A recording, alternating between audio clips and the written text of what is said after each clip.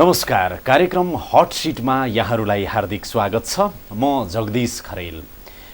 अब hot seat भन्ने बित्तिकै एउटा मुलुकमा प्रधानमन्त्रीको कुर्सी जति तातो सायद कुनै पनि हुँदैन होला। त्यो नै यस्तो हट सिट हुन्छ, कार्यकारिणी प्रमुख जसले मुलुक हाँक्नुपर्छ। यसै सन्दर्भमा आज हामी कुरा गर्दैछौँ र आज हाम्रो हट सिटमा हुनुहुन्छ पूर्व प्रधानमन्त्री माधव कुमार नेपाल। स्वागत छ यहाँलाई। धन्यवाद धन्यवाद। सन्चै हुनुहुन्छ? सन्चै। साँच्चीकै प्रधानमन्त्रीको कुर्सी आफैमा हट सिट हुन्छ होइन? होइन, प्रधानमन्त्रीको हट सिट नै हो। त्यो तातै हुन्छ र त्यो अधिकार सम्पन्न पनि हुन्छ। त्यो अधिकारको दुरुपयोग पनि गरेको हामीले देखेका छौँ र त्यो अधिकारको सदुपयोग हुने र गर्ने गरेको पनि हामी पाइरहेका छौँ। चाहिँ कस्तो मान्छे त्यो हट सिटमा गएर बसेको छ त्यसमाथि भर पर्छ। हाम्रो देशमा पनि धेरै हट सिटमा बस्नेहरू देखा परेका छन्। 40 भन्दा बढी त प्रधानमन्त्रीकै हट सिटमा बसिसकेका छन्। भनेपछि बस्नु ठुलो कुरो होइन, उसले आफ्नो कार्यकालमा राष्ट्र जनताले सधैँभरि उसलाई स्मरण गर्ने उसले काम के गर्यो। अब तपाईँको कुरा गरौँ न। कति हुनुभयो प्रधानमन्त्री? कति समय हुनुभयो तपाईँ? अब म 2066 सालको जेठ 9 गते म निर्वाचित भएँ। 11 गते मैले शपथ ग्रहण गरेर कार्यभार सम्हालेँ र माघको 21 गते मैले प्रधानमन्त्री पद छोडेँ। भनेपछि झन्डै 21 महिना, 20.5 पौन 21 महिना जति म करिब 2 वर्ष। त्यसमा काम चलाउ कति हुनुभयो तपाईँ? धेरै हुनु। झन्डै 8 महिनाभन्दा बढी, 7.5-8 महिना म काम चलाउ भए। आज फर्केर हेर्दा प्रधानमन्त्रीको रूपमा मैले करिब 2 वर्ष, अब त्यसमध्ये पनि 8-9 महिना काम चलाउ प्रधानमन्त्रीको रूपमा काम गरेँ। देश र जनताको लागि यो काम गरेँ नि मैले, अहिले पनि म जुन सम्झिन चाहन्छु अथवा देश र जनताले अहिले पनि मेरो कार्यकाल यो कारणले सम्झिन्छ भन्ने चाहिँ के छ तपाईँको बुँदामा? सबैभन्दा ठुलो कुरो त्यो बेलामा 64 सालको निर्वाचन र त्यसभन्दा पछि पनि जनतामा जुन एउटा भय कायम थियो, माओवादीको त्रास, माओवादीको धम्की, माओवादीको बिगबिगी र यो सबैले गर्दाखेरि सन्त्रस्त जुन वातावरण थियो, त्यो वातावरणलाई मैले ठिक ठाउँमा पुर्याउने काम गरेँ। झन्डै सडकबाटै माओवादीले तपाईँलाई हटाउन खोजेको थियो, त्यसमा माओवादी विफल भयो। दोस्रो, यसैसँग जोडिएको माओवादीको हातमा रहेको सेना र हतियार, त्यसलाई व्यवस्थित गर्नका लागि वर्षौँ लाग्ने थियो यदि त्यो बेलामा मैले दरो अडान नलिएको भए। मैले दरो अडान लिएको हुनाले माओवादीको सेनालाई नेपाली सेनाको मातहतमा ल्याउने काममा म सफल भएँ। 2, त्यसो तपाईँले माओवादी सेनाको सल्युट पनि खानुभयो? खाएँ पनि। जसलाई जुन सरकारलाई कठपुतली भनिएको थियो, अवैधानिक भनिएको थियो, त्यो सरकारको प्रधानमन्त्रीलाई उहाँहरूले जुन सम्मान दिनुभयो, मलाई लाग्दछ त्यो बडो बुद्धिमानीपूर्ण कदम थियो। तेस्रो, संयुक्त राष्ट्रसङ्घका जति पनि शान्ति मिसनहरू छन्, एकचोटि कुनै देशमा प्रवेश गरिसकेपछि फर्किन धेरै गाह्रो हुन्छ भनिन्छ। सितिमिति फर्किँदैनन्। तर मैले दरोडान लिएको हुनाले मलाई थाहा छ कति धम्की मलाई आएको थियो, कत्रो ठुलो दबाब आएको थियो मलाई। त्यो दबाबलाई मैले व्यवस्था गरेर, किन मैले बुझिरहेको थिएँ यो उनीहरूकै ठिकाउनको लागि यो माओवादी सेनालाई प्रोत्साहित गर्ने, उनका प्रत्येक गल्तीलाई आँखा चिम्लिने यस्ता कामहरू भइरहेका छन् र यी सबै चिज भएको हुनाले यो रहन्जेलसम्म शान्ति प्रक्रियाले पूर्णता प्राप्त गर्न सक्दैन। चाहिँ हामी शान्ति प्रक्रिया आफै पुरा गर्न सक्छौँ, बाहिरी सहयोगको आवश्यकता छैन भन्ने ममा पूर्ण आत्मविश्वास थियो। र मलाई के भनिएको थियो, अनमिन यहाँबाट फिर्ता भयो भने नेपालमा रक्तपात हुन्छ। यदि रक्तपात भयो भने त्यसको सम्पूर्ण जिम्मेवारी तपाईँको टाउकोमा पुग्नेछ। तपाईँले हेगको अदालतमा उभिनुपर्ने हुन्छ। त्यो चुनौतीको मैले सामना गरेँ, जोखिम लिएर मैले भने एक थोपा रगत बग्दैन, केही पनि हुँदैन। गयो। यो सबभन्दा महत्त्वपूर्ण कुरा मैले ठानेको छु मेरो कार्यकालको सबभन्दा महत्त्वपूर्ण कुरा यो अरू छ। तर प्रधानमन्त्रीले सरह तपाईँले पनि लिनुपर्ने अब्जस चाहिँ संविधान बनाउने जुन कुरा थियो अब त्यो कुरा हुन सक्यो। संविधान बनाउने कुराको सन्दर्भमा यदि संविधान बनाउने कुराको बारेमा नेकपा एमाले अति धेरै, म त भन्छु त्यो आवश्यकताभन्दा बढी लचिलो भयो। आवश्यकताभन्दा बढी लचिलो नभएको भए संविधान छिटो बन्थ्यो। हाम्रै साथीहरूको खुट्टा काम्न थाल्यो।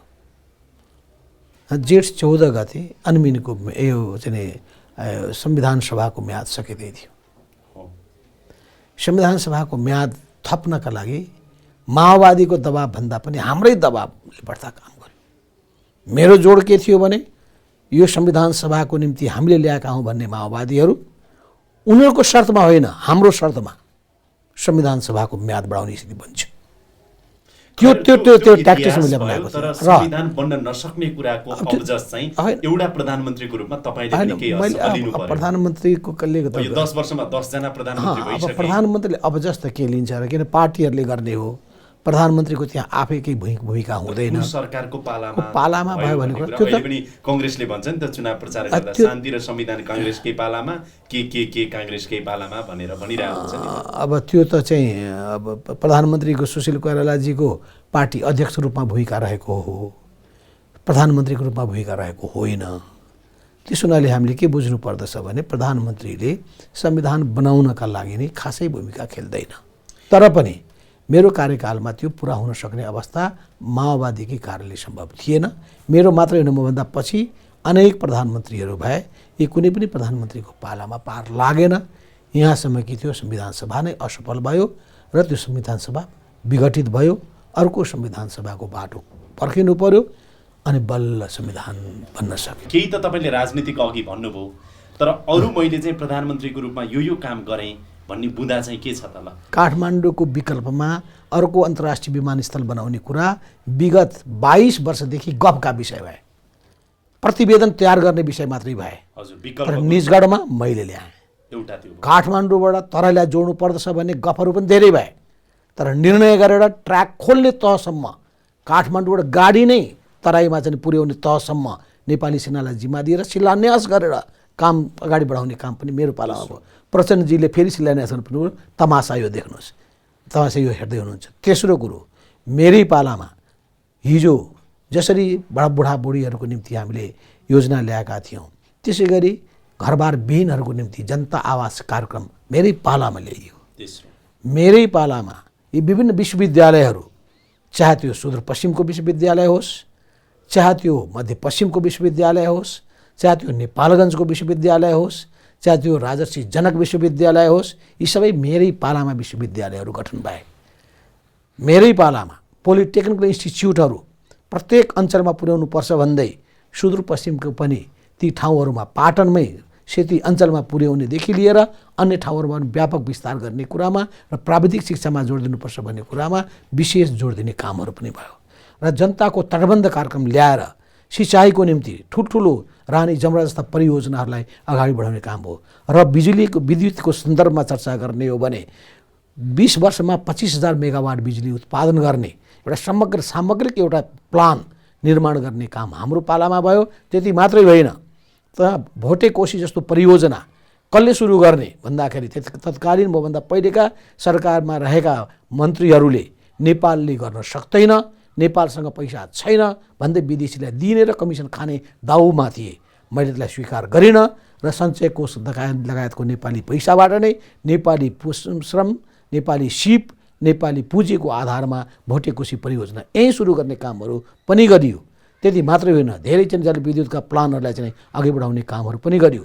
पर्यटनको विकासको निम्ति, पर्यटन प्रवर्धनको निम्ति गरिएका लुम्बिनीदेखि लिएर जनकपुरसम्मका यी सबै कामहरू पनि अगाडि बढाउने काम गरियो। सबै कुराहरूको कार्यान्वयनको अवस्था चाहिँ कस्तो छ अहिले आएर? अवस्था कस्तो छ भन्दाखेरि कुनै केही कामहरू कहीँ पनि सन्तोषजनक छैन। कामहरू कुनै पनि ठाउँमा सन्तोषजनक छैन।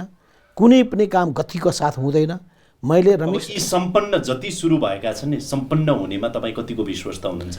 अब हेर्नुहोस्, मेरो अनुभव भन्नुहुन्छ भने जबसम्म तपाईँ स्टिक हातमा चाबुक लिएर तपाईँ लाग्नुहुन्न, प्रधानमन्त्री आफै लाग्दैन, मन्त्रीलाई लगाउँदैन, तबसम्म यो देशको चाहिँ जुन छ गतिहीनताको स्थिति, कछुवा चालको स्थितिमा परिवर्तन हुँदैन। प्रधानमन्त्री आफै लाग्नु पर्यो, मोनिटरिङ गर्नु पर्यो, मूल्याङ्कन गर्नु पर्यो, राम्रो गर्नेलाई पुरस्कृत, नराम्रोलाई गर्नेलाई दण्डित गर्ने गर्नु पर्यो। जबसम्म तपाईँ मोनिटरिङको तपाईँको राम्रो सिस्टम बसाल्नुहुन्न तबसम्म यी चिजमा परिवर्तन हुनेवाला छैन। अब पछिल्लै दशकको कुरा गर्ने हो भने 10 वर्षमा 10 जना प्रधानमन्त्री यो मुलुकले पाएछ। करिब करिब औसतमा एउटा प्रधानमन्त्री 1 वर्ष टिक्ने हाम्रो 48 सालदेखि 46 सालदेखिको यताको इतिहास हेऱ्यो भने पनि त्यो देखिन्छ। र सङ्क्रमण मुलुकको कहिले पनि सकिएन। के सङ्क्रमण कहिल्यै सकिँदैन अथवा किन सकिएन? अब हेर्नुहोस्, मैले त यो सबै कुराको पहिलो दोषी माओवादीले नै ठान्ने गरेको छु। माओवादी त 52 पछि न आयो होइन। मैले अहिलेको देशको सबै बेहालको पछाडिको कारण खोज्दाखेरि त्यो हेर्नु पर्यो। अब दोस्रो भनेको नेपाली कङ्ग्रेसभित्रको आन्तरिक कुरा त आफ्नो ठाउँमा छँदैछ, तर हाम्रो अहिले संस्थागत संरचनाभित्र नै संरचनागत रोटिरहेको छ।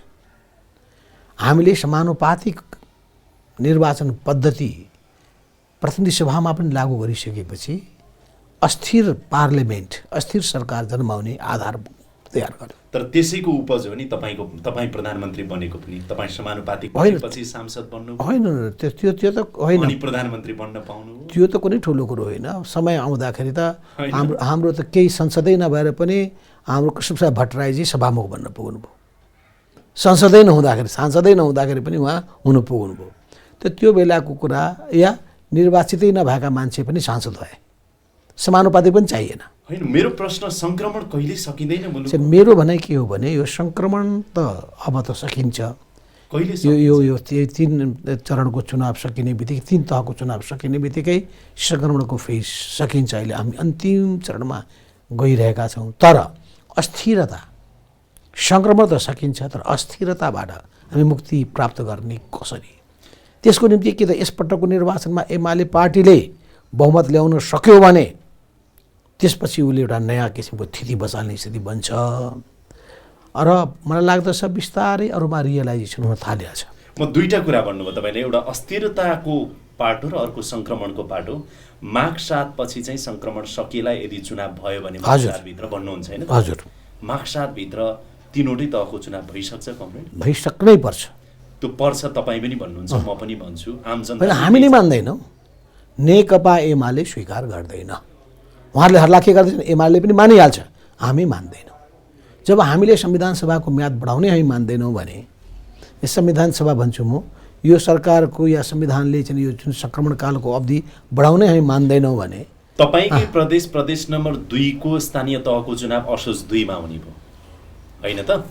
अब प्रदेशको बाँकी छ, सङ्घको बाँकी छ, त्यो चुनाव, त्यो प्रक्रिया पहिले सुरु गर्नुपर्छ।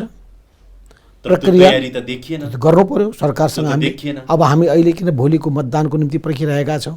होइन, तपाईँले भन्नुभयो नि जस्तो माघ 7 भित्र 3टै तहको चुनाव सक्नुपर्छ, किनभने त्यो पर्छ, देश जनता सबैले भनेको छ। कार्तिकमा गर्नुहोस्, मङ्सिरमा गर्नुहोस्। रियालिटी के छ? रियालिटी के छ भने 2टै तहको चुनाव भनेको प्रदेश र केन्द्रको निम्ति एकै चरणमा गर्न सम्भव छ। तर यहाँ के पनि आएको छ भने माघ 7 पछि 6 महिना चाहिँ नि संसद होइन, हामी त्यो त शेरबहादुरजीको डिजाइन हो, यो षड्यन्त्र हो, यो आफ्नो सत्ताको आयु लम्ब्याउने उहाँको चाल हो। यो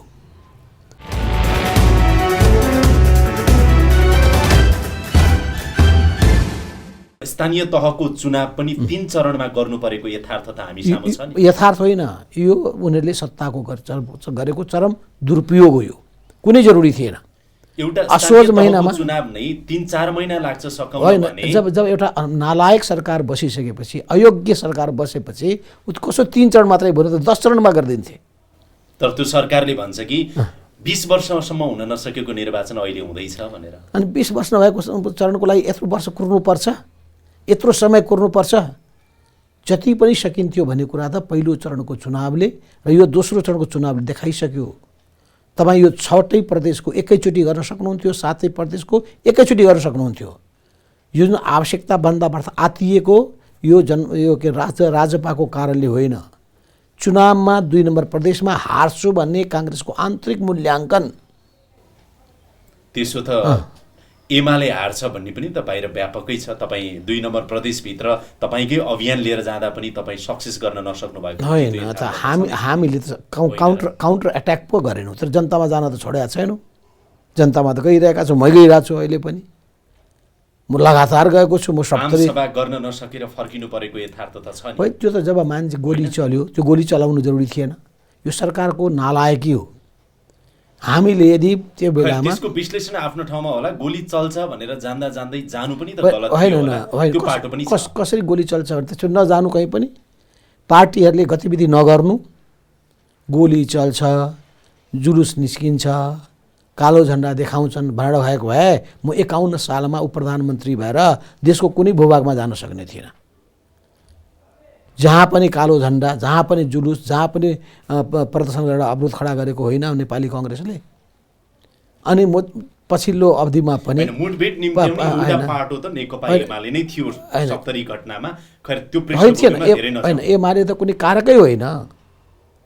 एमाले पार्टी त मधेसी जनताको बिचमा जान खोजेको हो, आफ्नो कुराहरू राख्न चाहेको हो। र उसले एउटा कुरा नि, हामी त सङ्क्रमणमा थियौँ कि माघ 7 भित्र चुनाव हुन सक्दैन, 6 महिना लम्बिन्छ, यो सरकारले लम्ब्याउँछ अथवा यो परिस्थिति बन्छ, के बन्छ, केही पनि बन्दैन, लम्बिँदैन, लम्ब्याउनु हुँदैन, लम्बिँदैन, नलम्ब्याएर गर्न सकिन्छ। यदि शेरबहादुरजी गर्न सक्नुहुन्न भने उहाँले तुरुन्तै कुर्सी छोड्नुपर्छ, तुरुन्तै छोड्नुपर्छ। हामी गरेर देखाइदिन्छौँ। तपाईँ लम्ब्याउन नदिने, उहाँ जसरी पनि लम्ब्याउने भन्ने स्थिति आयो भने भ्याकुम क्रिएट हुन्छ। त्यो भयो भने हामी त्यो सरकारलाई हटाउँछौँ। अनि भ्याकुम सो त हट्छ नि, संसदै नभएपछि त माघ 7 पछि त संसद हुँदैन। अब त्यसको निम्ति जिम्मेवारी उहाँले लिनुपर्छ। आज नेपाली कङ्ग्रेस जनतामा किन बदनाम भयो त? त्यसो भए भोलि चुनावको परिणति के छ भनेदेखि खिलराज रेग्मी जसरी मन्त्री परिषदको अध्यक्ष बन्नुभयो नि, त्यही अवस्था त सृजना हुँदैन माधव कमरेड? बन्दैन, बन्न दिनु हुँदैन। यही यस्तै कुरा गरेको हुनाले नेपाली कङ्ग्रेसले पनि र नेपाली र माओवादी केन्द्रले पनि यो चुनावमा ठुलो सजाय पाएका हुन्। चुनावमा सजाय पाउनेको पछाडि उहाँहरूले गरेका गलत कामहरू, उहाँहरूका गलत सोचहरू, गलत व्यवहार नै त्यसको जिम्मेवार छ। होइन, सजाय पाएन त पर्खिनुपर्छ अझै। अब पहिलो चरणमा त पाइसक्यो, दोस्रो चरणको नतिजा आउन बाँकी छ। नतिजा हेर्नुपर्छ, प्रदेशको चुनाव हेर्नुपर्छ, सङ्घको चुनाव हेर्नुपर्छ। त्यो त हेर्दै जाउँ, अहिले हतारमा कमेन्ट नगर। तर पनि पहिलो चरणले त सन्देश त दियो त केही, पहिलो चरणले केही सन्देश दिएको छ। मेरो आज तपाईँ 51 सालमै परराष्ट्र मन्त्री समेत भइसक्नु भएको, उप प्रधानमन्त्री परराष्ट्र मन्त्री भइसक्नु भएको, आजभन्दा तपाईँको 20-22 वर्ष अगाडि नै राजनीतिको यति लामो अनुभव तपाईँसँग छ। एउटा प्रश्न नि माधव कमरेड, जस्तो भ्याकुम क्रिएट भइसके पछाडि खिलराज रेग्मीकै शैलीमा चाहिँ नि कोही व्यक्ति आएर, राजनीतिभन्दा बाहिरको व्यक्ति आएर फेरि सरकार सञ्चालन गर्ने स्थिति आउन सक्छ, यो डिजाइन पनि हो कि भन्ने एक खालको होहल्ला, अड्कलबाजी यो छ कि? आज जिम्मेवार नेताको हिसाबमा जनतालाई बताइदिनुहोस् न। हो यो अब अनेक षड्यन्त्रका योजनाहरू त छन् नै। यो षड्यन्त्रलाई बुझ्न नसक्ने, यो षड्यन्त्रलाई चिर्ने आँट नहुने कुरा नै सबभन्दा चिन्ताको विषय हो। आफूले सबै थोक गर्न सक्दै पनि राजनीतिक दलहरू र यसका नेताहरूमा जुन किसिमको अल्पदृष्टि देखिन्छ, दूरदृष्टिको अभाव देखिन्छ, यसले मलाई पनि बेला बखतमा खिन्न पार्दछ।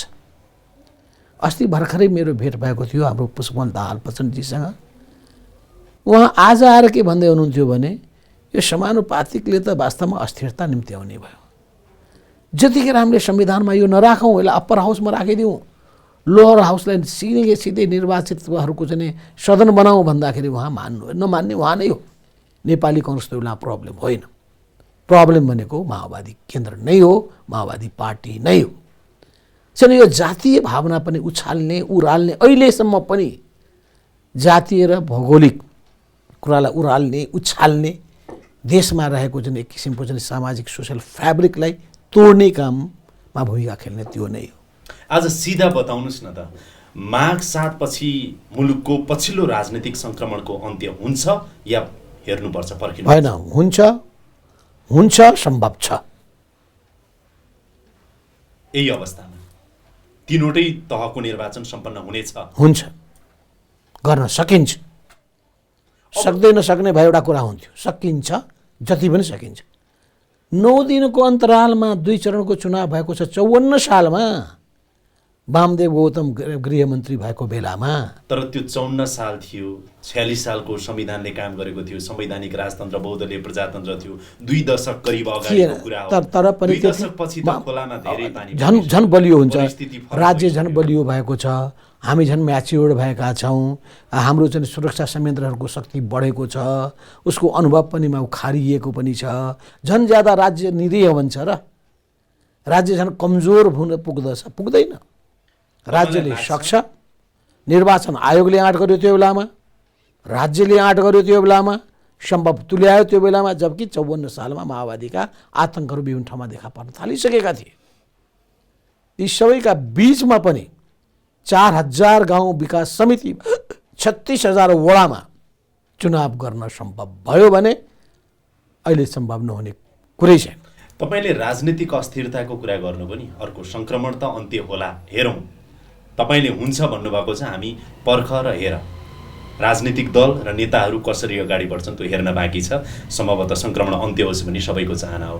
राजनीतिक अस्थिरता चाहिँ हाम्रो मुलुक आफ्नै कारणले, जुन अवस्थितिमा हामी छौँ, भारत र चीनको बिचमा भूपरिवेष्टित मुलुक छौँ, विकासोन्मुख मुलुक छौँ, हामी आफैमा धेरै समस्या छन्, हाम्रै कारणले अस्थिरता लम्बिँदै जान्छ अथवा बाह्य शक्तिको कारण यो मुलुकलाई अस्थिर बनाइराख्ने अवस्था रहन्छ? होइन, बाह्य शक्तिको धेरै बहाना अगाडि सार्नु राम्रो हुँदैन। हो, साँच्चीकै साँच्चीकै। किन, म पनि त प्रधानमन्त्री भइसकेको मान्छे हुँ। हामी भारत वा चीन अथवा अमेरिकाको कारण यो मुलुक अस्थिर रहिरहन्छ भन्ने होइन, सिधा हो। सिधा हो। 9 महिना म पनि प्रधानमन्त्री परराष्ट्र रक्षा मन्त्री रहेको हुँ। खोइ त मलाई त कसैले दबाब दिन सकेन, दबाब काम लागेन, दबाब दिन सकेनन्, दबाब काम लागेन। दुईटै कुरा म भन्दैछु तपाईँलाई। घरिघरि प्रधानमन्त्री बनाउन भारतले कसलाई बनाउन चाहन्छ त्यो प्रधानमन्त्री हुन्छ। गलत हो। भारतको सद्भाव कसलाई हुन्छ? गलत हो। त्यो गलत हो। त्यही गलत मान्यताको कारणले गर्दाखेरि विदेशीको चाकरी गर्ने प्रवृत्ति देखियो केही नेताहरूमा, केही पार्टीहरूमा। तपाईँले भन्दै हुनुहुन्छ कि बाह्य शक्तिको कारण यो मुलुक अस्थिर छैन, त्यसो भए हाम्रो आफ्नै आन्तरिक कारणले हामी अस्थिर बन्दैछौँ। बाह्य शक्तिको के कति ठिक बेठिक भूमिका छ त्यो बेग्लै विश्लेषण गरौँला, तर त्यो निर्णायक चाहिँ होइन। निर्णायक हामी हौँ। जहिले पनि मार्क्सवादले के भन्छ भने आन्तरिक कारण नै कुनै पनि परिवर्तनको मूल आधार बन्छ। हामी आफै चल्न सक्छौँ अथवा हामीलाई अरूले चलाउन खोज्छ? हामी आफै चल्न सक्छौँ, तर हामी मध्येका केही मान्छेहरूमा पराश्रित मानसिकता छ, लम्पसार हुने प्रवृत्ति विद्यमान छ, अनि फलस्वरूप आफ्नो प्रतिष्ठा र आफ्नो इज्जत आफै गुमाउने काम हुने गरेको छ। हामी भित्र नै त्यो महारोग विद्यमान छ। एउटा कुरा चाहिँ मलाई याद छ, झनै 3-4 वर्ष अगाडि तपाईँसँग अन्तर्वार्ता गर्दा यही ठाउँमा मैले त्यति बेला पनि प्रश्न सोधेको थिएँ, हामी कहाँमा स्ट्रिट म्यानसिप भन्छ नि, त्यो भएको नेता समकालीन राजनीतिमा छन् या छैनन्, इन्क्लुडिङ यु? आफ्नो प्रशंसा मैले आफै गर्न त राम्रो हुँदैन, तर मेरो एउटा धारणा छ, हेर्नुहोस्, न बिराउनु न डराउनु। स्ट्रिट म्यानसिप भन्छ नि राजनेतामा बुझेँ। एउटा त्यो कुरा के हो भने त्यो त्यो सबभन्दा पहिलो कुरा के हो भन्दाखेरि त्यो राजनेतामा हुनुपर्ने कुरा के हो त? आवश्यक कडापन र आवश्यक लचिलोपन, दुईटैको संयोजन। राष्ट्रको हितलाई केन्द्रबिन्दुमा राख्ने, जनताको हितलाई केन्द्रबिन्दुमा राख्ने र त्यसको निम्ति एकदम कठोरभन्दा कठोर निर्णय पनि लिन सक्ने र लचिलोभन्दा लचिलो निर्णय पनि लिन सक्ने खुबी, क्षमता। आज एउटा प्रश्न सोधौँ है यहाँलाई। बिपी कोइरालाले आम जनतालाई केही अपिल गरे भने बिपीले के भन्छन् सुनौ न, अथवा मदन भण्डारीले चाहिँ आम जनताको लागि के भने मदन भण्डारीले के बोल्छन् सुनौ न भन्ने एउटा इतिहास थियो नि हामीसँग। त्यो समकालीन राजनीतिका नेताहरूमा यो नेताले भनेको चाहिँ सुन्नुपर्छ भन्ने आम जनतामा छैन, किन भरोसा छैन, विश्वास छैन भनेर मैले भने हो। यो कुरा सही हो। नेताहरूप्रति वितृष्णा पैदा गरिएको छ, भएको पनि छ, नेताहरूको व्यवहारको कारणले, आचरणहरूको कारणले। तर एउटाले बिराउँछ र सबैले त्यसको मूल्य चुकाउने स्थिति बन्ने गरेको छ। आज नि नेकपा एमाले भित्र केपी ओलीलाई चाहिँ एक खालको देवत्वकरण गरेको जस्तो देखिन्छ, राजनेता नै हो कि भनेको जस्तो देखिन्छ। यो सही छ माधव कमरेड? अब म हाम्रो पार्टीका अध्यक्षको बारेमा यसरी सार्वजनिकमा कुनै पनि टिप्पणी गर्दिनँ, तर एउटा कुरा के हो भने कोही पनि देवताहरू छैनन् र देवता कसैले ठान्नु पनि जरुरी छैन। त्यसो भने कम्युनिस्ट पार्टी भनेको त सामूहिक नेतृत्वको सिद्धान्तमा विश्वास गर्दछ, पार्टीको नीतिबाट चल्नु पर्दछ, पार्टीको मार्गदर्शनमा अगाडि बढ्नु पर्दछ र हाम्रो पार्टीभित्र सबै समकालीन नेताहरू छन्। तर केपी ओलीको कारण अहिले नेकपा एमालेमा उहाँले के बोल्नुहुन्छ त्यो एजेन्डा हो, उहाँले के नीति लिनुहुन्छ त्यही एमालेको नीति हो, उहाँ के सोच राख्नुहुन्छ त्यही एमालेको कार्यादेश हो, कार्य दिशानिर्देश हो भनेको जस्तो देखियो। तपाईँ झलनाथ खनाल लगायत छायामा परेको हो कि जस्तो देखियो। होइन, हामी आफ्नो आफ्नो जिम्मेवारी आफ्नो आफ्नो दायित्वमा लागेका छौँ, त्यो जिम्मेवारीहरू पुरा गरिरहेका छौँ। म विदेश विभागको प्रमुख छु, त्यो विदेश विभागको प्रमुखको हैसियतले आफ्नो काम कर्तव्यहरू पुरा गरिरहेको छु। पार्टीको एउटा नेता भएको हैसियतले जनताका माझमा कार्यकर्ताको माझमा म गइरहेकै छु। तपाईँ विदेश विभाग प्रमुख हुनुहुन्छ, तर भारतको सन्दर्भमा केपी ओलीले के भन्नुहुन्छ त्यही हो एमालेको नीति भने जस्तो देखिन्छ। अब भारतले नाकाबन्दी नगरेको भए अनि त्यसपछि पनि नाकाबन्दी गर्यो भनेर कसैले भनेको भए त्यो मिल्ने थिएन। भारतले दुईवटा ठुलो गल्ती गर्यो र म पनि भन्दछु कि दुईवटा ठुलो गल्तीले गर्दाखेरि भारतले नेपालमा धेरै गुमायो, त्यो अहिले पनि रियलाइज गर्नुपर्छ। एउटा ठुलो गल्ती, नेपालको आन्तरिक विषय संविधान कहिले जारी गर्ने नगर्ने कुरामा डिक्टेट गर्न खोज्यो, यो गर्नै हुँदैन थियो। दोस्रो, नेपालले अब आफ्नो खुसी आफ्नो अब सार्वभौम अधिकारको प्रयोग गरेर संविधान जारी गरे वापत नाकाबन्दी लगाउने काम गरेर जनतालाई सताउने काम गर्यो। आज त्यो जनताको विश्वास जित्न भारतलाई कति गाह्रो परिरहेको छ। तपाईँले अघि शक्ति सन्तुलन भन्नुभयो नि, तपाईँ विदेश विभाग प्रमुख हुनुहुन्छ, अहिले त एमाले भारत विरोधी र चीन समर्थक पार्टी जस्तो देखिन्छ नि, तपाईँलाई त्यो लाग्छ कि लाग्दैन? त्यस्तो लाग्छ, किन भन्दाखेरि भारत चाहिँ सँगको सम्बन्ध अलिकता जुन चिसो हुन पुग्यो। तर सम्बन्ध सुधार्ने कुरामा तपाईँ विदेश विभाग प्रमुख भएपछि भारतसँग त पहल गर्नु पर्थ्यो नि माधव कमरेड। हजुर, कुरा के छ भने नेपाली जनमानसले यहाँ केपीलाई मात्रै हेरेर हुँदैन।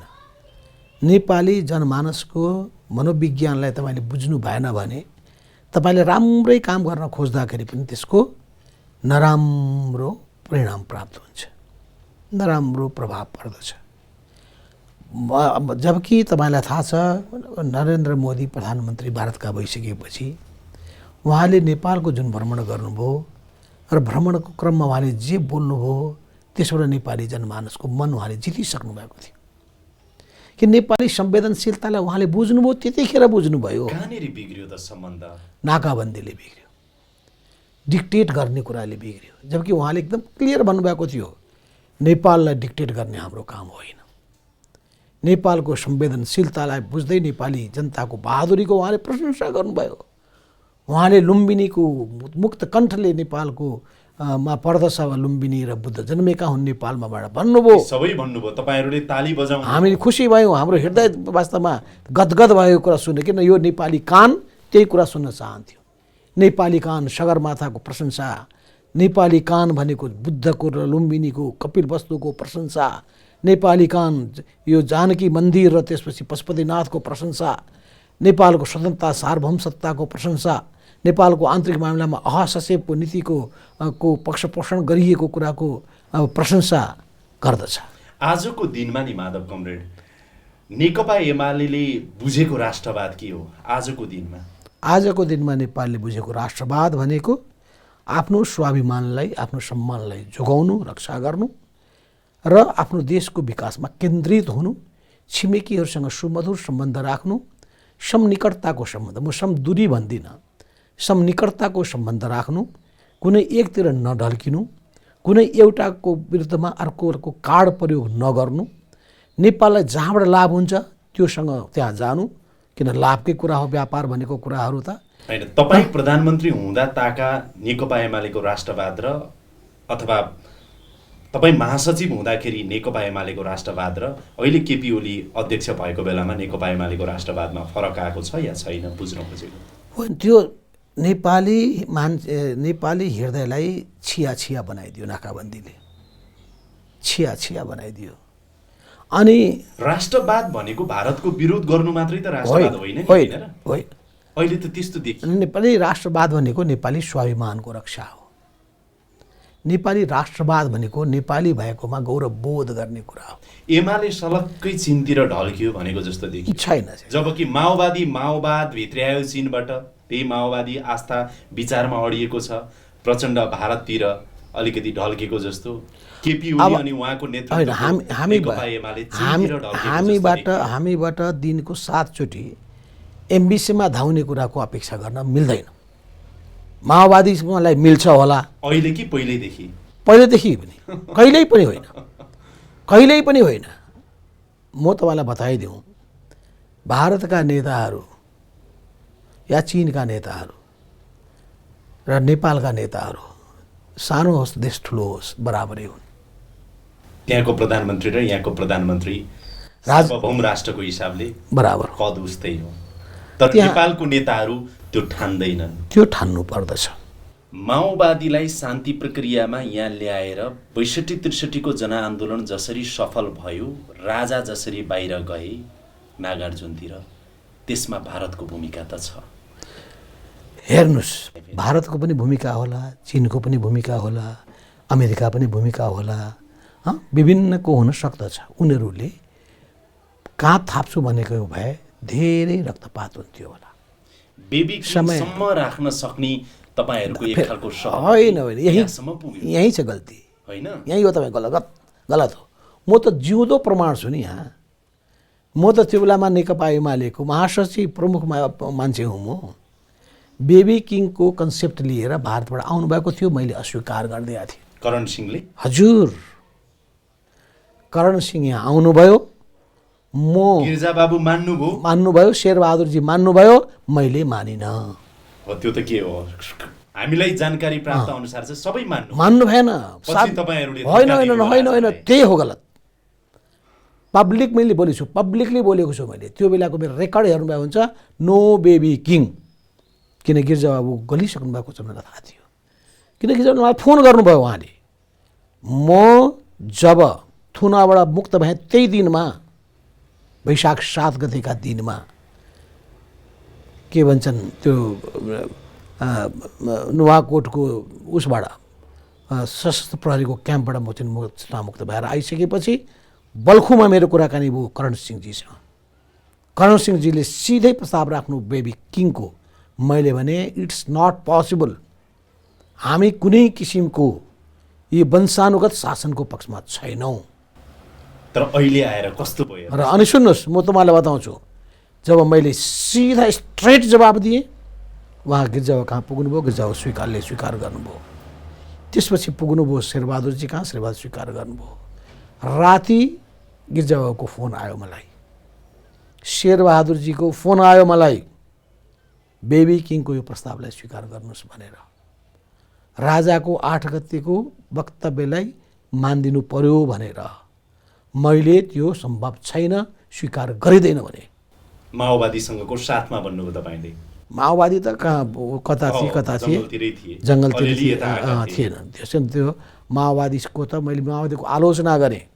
के आलोचना गरेँ भन्दाखेरि त्यतिखेर रुखका स्याउलाहरू बोकेर माओवादी पनि सडकमा अलिअलि आए, त्यो हामीलाई थाहा थिएन। त्यो पछि पो थाहा भयो। हामीलाई के थाहा, स्याउला बोक्ने हामीसँग सहमति भएको होइन, किन मै छु नि। म आफै छु त्यस हुनाले त्यो चाहिँ माओवादी नै हुन्। बरु माओवादीले हामीले के भनेका थियौँ, मैले भनेको थिएँ, अरूले भनेको होइन। तपाईँहरूले मान्छे पठाउनु पर्दैन, तपाईँहरूले आउने मान्छेलाई रोक्नु भएन भने पुग्यो हामीले। किनभने त्यो कन्फिडेन्स ममा किन थियो भने मङ्सिर 4 गते बुटवलमा हामीले जुन विशाल सभा गऱ्यौँ, मङ्सिर 3 गते विशाल सभा जुन गरियो। खैर, अब यो माओवादी आएको भए नआएको भए आन्दोलन सफल हुन्थ्यो हुन्थेन, माओवादी नभएको भए के हुन्थ्यो कस्तो हुन्थ्यो, यो विश्लेषणको अर्को पार्ट हो। तर एउटा कुरा चाहिँ तपाईँ मान्नुहुन्छ माधव कमरेड कि नेपाली राजनीतिमा, नेपाली राजनीतिक परिवर्तनमा, नेपाली राजनीतिमा अनि नेपाली राजनीतिक परिवर्तनमा भारतको प्रभाव विगतमा पनि थियो, अहिले पनि छ र सम्भवतः पछि पनि रहन्छ। यो हामी आवश्यकताभन्दा बढी चर्चा गरेर बिग्रेको हो। अरू देशले गर्दैनन्, अरू देशले अमेरिकाको सायदै भारतको राजदूत नेपाल चलाउँछु भनेर आउने हो कि जस्तो यो हाम्रो दिमागले पनि त्यस्तो गरेको छ। नगरौँ त हामी त्यति महत्त्व नदिउँ। होइन त्यही होइन, म गरिकाज त होटलमा जमानामा राजदूतहरूलाई चाहिँ नि पूर्व प्रधानमन्त्रीहरू भेट्न गएको तर मैले बताउने गरेको छु उहाँहरूलाई, यो तपाईँहरू किन घुँडा टेक्नुहुन्छ, किन समर्पण गर्नुहुन्छ, आफ्नो मर्यादा किन राख्नुहुन्न, सोध्नुहोस् त। मैले माओवादी नेताहरू कतिचोटि भनेको छु। अनि यो यथार्थ त हो नि मुलुकको यो यथार्थ मुलुकको यथार्थमा बिगारेको यथार्थ तपाईको आँखाले होइन देखिरहेछ नि, होइन, यो बिगारेको यथार्थ हो। र मलाई इन्डिया सुन्नुहोस्, अरूले होइन, मलाई भारतीयहरूले मलाई भनेका छन्, भारतीयहरूले के भनेका छन् भने तपाईँका नेतालाई ठिक गर्नुहोस्, हामी कहाँ चाकरी गर्न आउँछन्, हामी कहाँ यो गर्दै भन्न आउँछन्, अनि दोष तपाईँहरू दिनुहुन्छ। मैले भारतीयहरूलाई के भनेको छु, इन्डियन मित्रहरूलाई भने तपाईँहरू नेपालको संवेदनशीलता बुझिदिनुहोस्। नेपाल सानो देश हो तर स्वाभिमानी देश हो।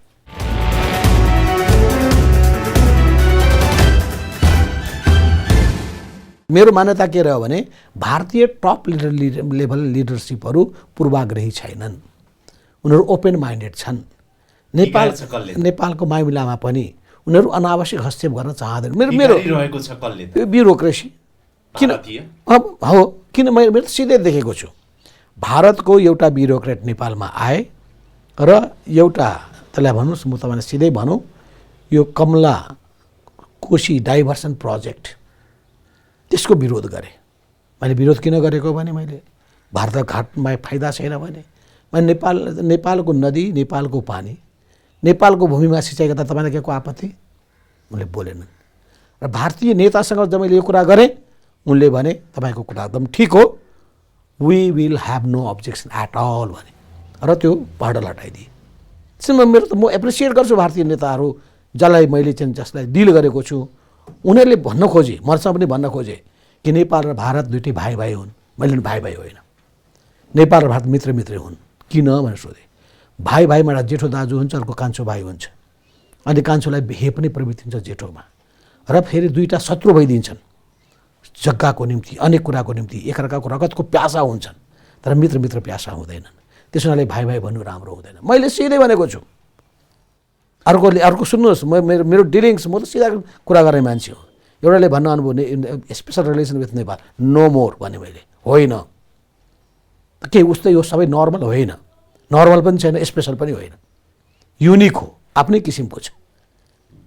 नेपाल र भारत बीचको सम्बन्ध आफ्नै किसिमको छ, विशेषता बोकेको छ। तर स्पेसलको क्याटेगोरीमा राख्नुभयो भने यसले नेपालको सेटेलाइट तहमा राख्न खोज्ने, नेपालकोले इन्डियाको डिक्टेसन मान्नुपर्ने तहमा जाने, इन्डियाले चाहिँ नेपालमा बुलिङ गर्ने प्रवृत्ति हुर्किन सक्ने, अनि ठुलो दाजु अहङ्कार हाबी हुन सक्ने, बिग पावर सोभिनिजम हाबी हुन सक्ने खतरा हुन्छ।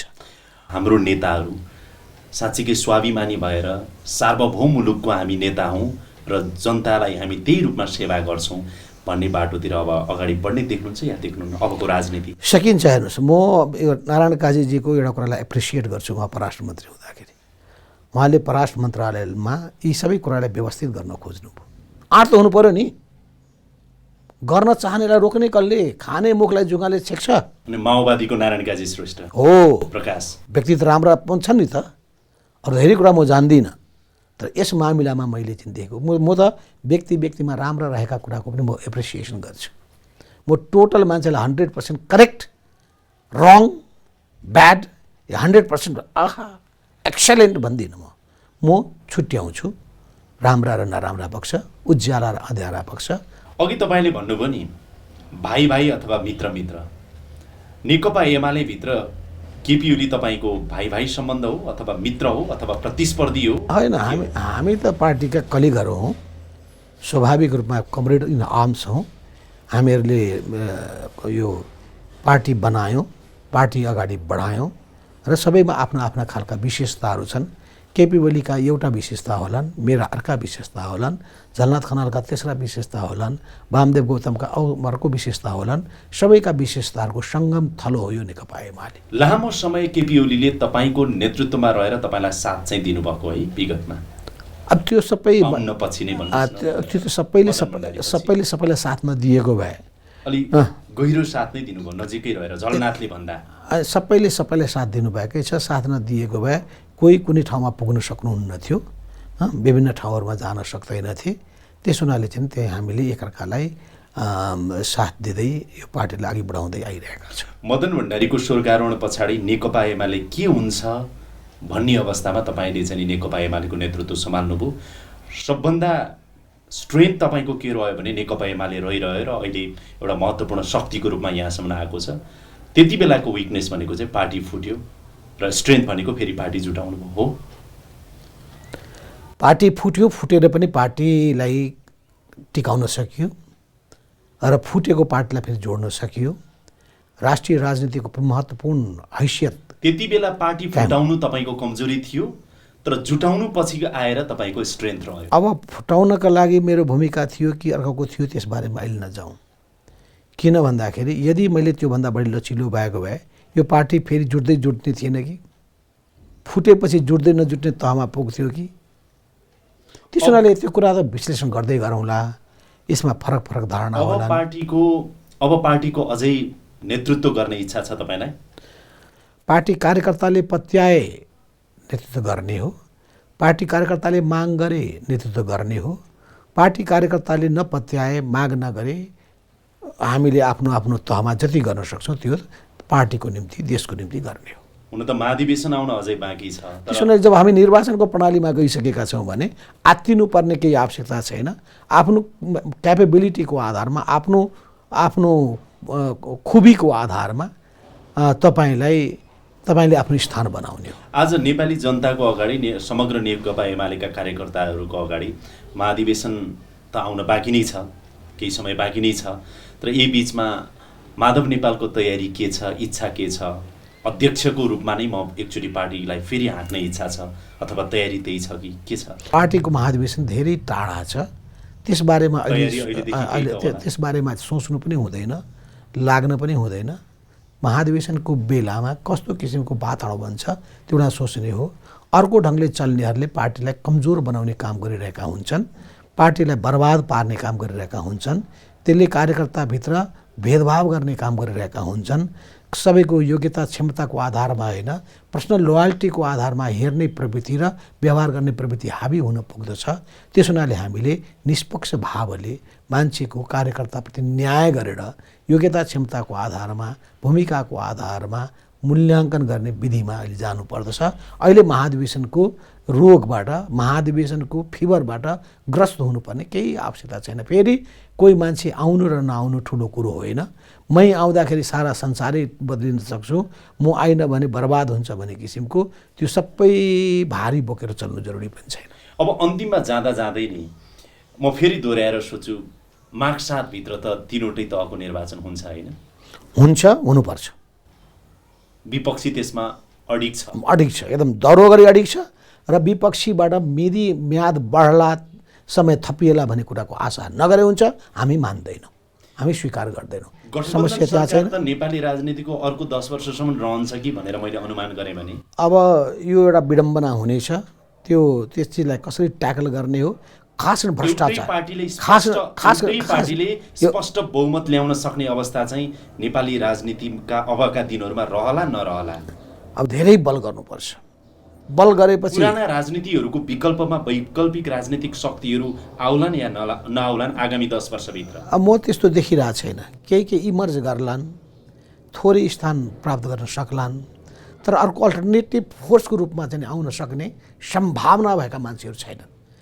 र त्यो कस्तो भन्दाखेरि मासु नपाएसम्म खान्न भन्ने, पाएपछि सोहोर्ने खालको प्रवृत्तिबाट कति मुक्त छन्। म त सबभन्दा ठुलो खतरा यो भ्रष्टाचार, कमिसन तन्त्र, योले यो देशलाई जुन ग्रसित बनाएको छ त्यसबाट क्लिन भएर अगाडि बढ्न सक्ने मान्छेको चाहिएको छ। भिजन भएको मान्छे चाहिएको छ, डिटर्मिनेसन भएको मान्छे चाहिएको छ, डाइनामिजम भएको मान्छे चाहिएको छ। वर्क बी डन, काम देखिने हुने गफ मात्रै होइन, त्यस्तो मान्छे चाहिएको छ। त्यस्तो नेता कहिले आउला त?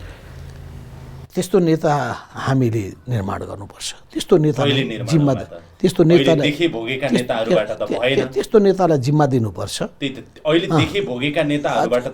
छन् कि छैनन् यहीँ छान्नु पर्यो। अर्को कुनै देशबाट आयात गर्न सक्दैनौँ हामी, अर्को जन्माएर अहिलेसम्म त्यसपछि गर्न सक्दैनौँ। त्यसो हुनाले को आउला? नेकपा एमाले भित्रै त्यस्ता नेताहरू छन्, नेकपा एमाले जिम्मा पाएपछि नेकपा एमाले अगाडि बढाउँछ। हामीले त झलनाथ खनाल पनि देख्यौँ, माधव नेपाल पनि देख्यौँ, केपी ओली पनि तर देख्यौँ। भ्रष्टाचारमा मुछिएको गनाएको कोही पनि पाउनु भएको होइन होला। तर समृद्ध नेपालको सपना बाहेक अरू त खासै देखियो होइन। अब त्यसपछि त्यो मौका पाएपछि गर्न सक्ने गर्न चाहनेहरू पनि छ होलान्। गर्न सक्ने चाहने त कुरा छोडिदिउँ, गर्न सक्ने मान्छेहरू चाहियो, गरेर देखाउने मान्छे चाहियो। सायद नयाँ नेता नेकपा एमाले भित्रै आउनुपर्छ कि हेरौँ नयाँ पुराना मध्ये कसमा चाहिँ त्यो खुबी छ, किन नयाँ भएर मात्र हुँदो रहेनछ। मैले भने मान्छे सुड बी टेस्टेड र टेस्ट परीक्षामा त्यो पास भएको छ कि छैन हेर्नुपर्छ। हामी शुभकामना दिन्छौँ त्यस्तो नेता जन्मियोस्, त्यस्तो नेता आओस्। धन्यवाद। सायद तपाईँहरू भित्रैबाट अथवा नयाँ जो आए पनि मुलुक भन्नुहोस्। धन्यवाद।